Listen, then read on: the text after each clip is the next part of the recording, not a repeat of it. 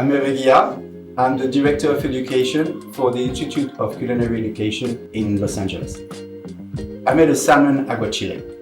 I chose to do a stack version of the aguachile instead of something a little bit more rustic, as we may see in Mexico.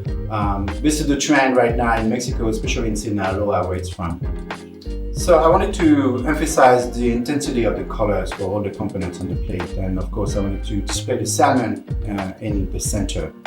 I like centered plating a lot because it's a great focal point, especially when you float the plate with a sauce. I wanted to create some height in the plate, and that's why I used some fried salmon skin on the top, and to saturate to be a little bit more modern, but something more rustic that we might find in a common restaurant. I was planning on using the avocado in part of the stacking to make it a little bit higher, but I love the velvety texture of the avocado when I peeled it, so I wanted to display that on the side, and that's why I put it in the back. I always tell my students to emphasize on the main item that you're selling. So in this case, it's a salmon, so I want it to be very visible, that's why I put it on the top, and the salmon skin as a garnish to emphasize as well as that.